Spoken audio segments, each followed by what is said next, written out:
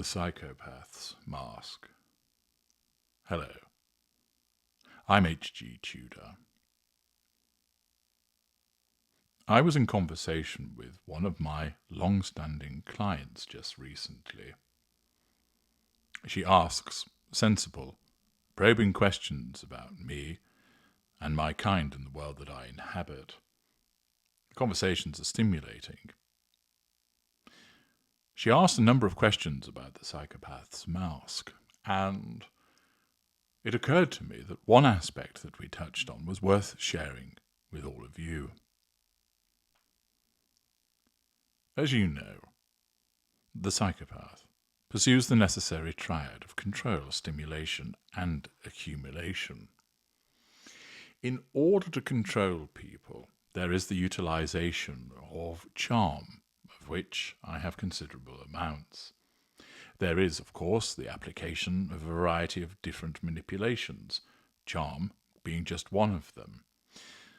There can, of course, be a simple stare, which imbues a sense of destiny for a person that causes them to shrink back from what they were doing, that causes them to reassess what they were proposing to do. There are a whole host of manipulations which are similar to that utilized by the narcissist and which I have spoken about extensively on this channel and also on the Ultra channel.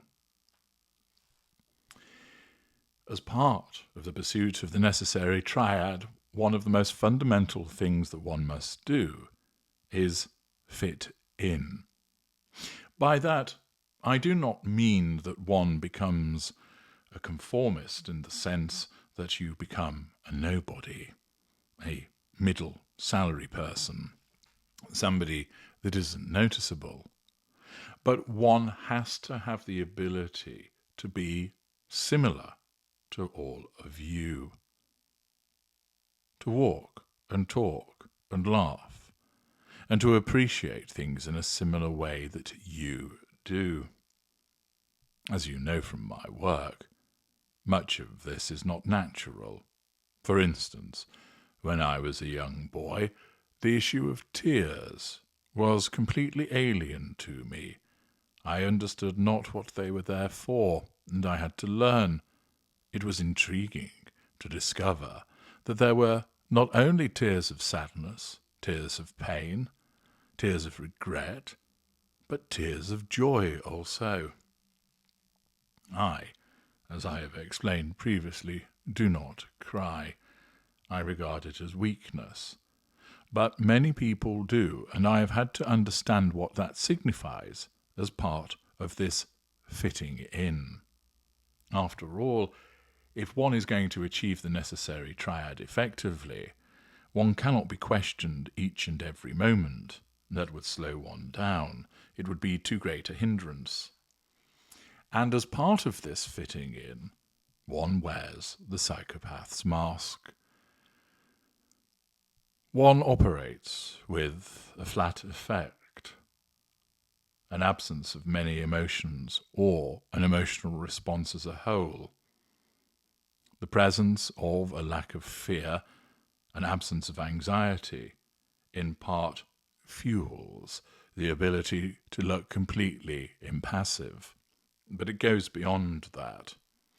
I do not have the emotional responses that you do, and that means that my facial features will, should I not wear a mask, be implacable.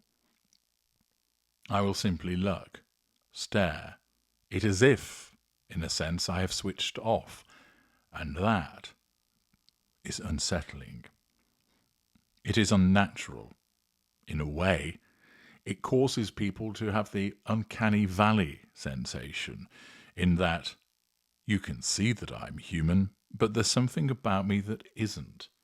And therefore, in order to be able to control people and pursue the other aspects of the necessary triad, it is appropriate to don a mask so that I smile at the things that you know are to be smiled about, that I am able to create that twinkle in the eye, that I can look amused, that I can look concerned, that I can look perplexed, that I have learned through my time on this planet a whole range of responses and emotions, which I utilize by the adoption of the wearing of this mask.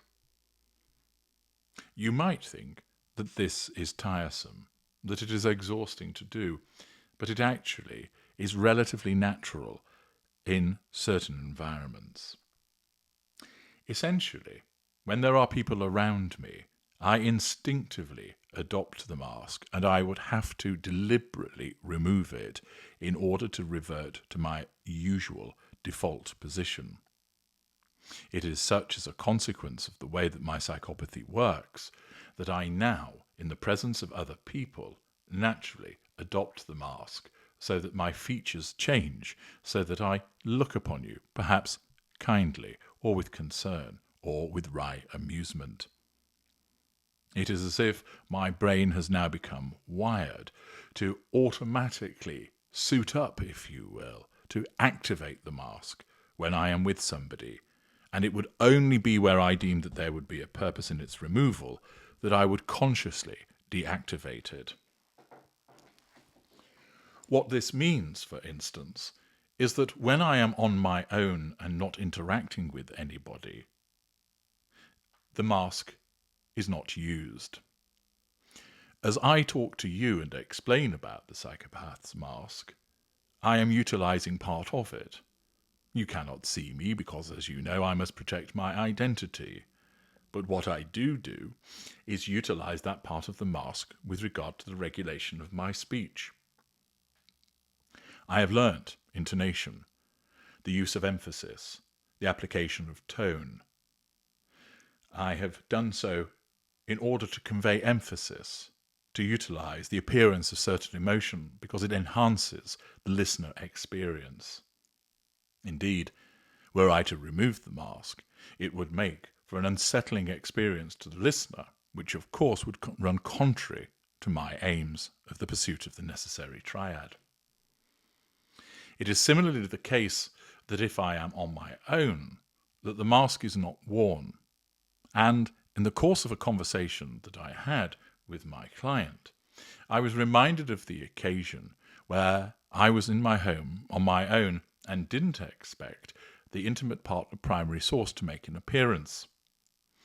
She appeared whilst I was at breakfast, and I noticed immediately the impact of when I turned and looked at her, the fact that I was not wearing the psychopath's mask.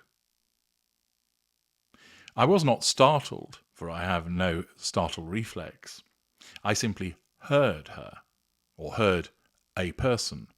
They made a noise, and I turned from where I was sat and looked at her as she entered the room. Immediately, she looked upon me devoid of the mask. In other words, she saw my default position. And her reaction told me that that was what she had witnessed, for she looked startled herself, perhaps on the cusp of alarm. Immediately, because I had now seen her, I activated the mask, and my features then removed their usual implacable state. She asked me, "Are you all right? What was that?" Naturally, I knew what she was talking about, for I had worked out very quickly that she, having taken me unawares with her appearance, had not given me sufficient time for the activation of the mask, and therefore, because I thought I was alone, she looked upon me when I was not wearing the mask. Naturally, I issued denial. "What are you talking about? There's nothing wrong." "You looked different," she said.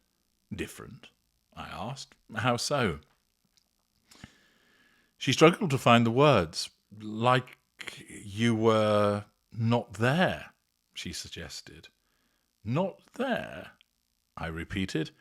"But surely you can see me. I'm seated here. Admittedly, I was not expecting you." "Oh, I had just called round because I got something for you."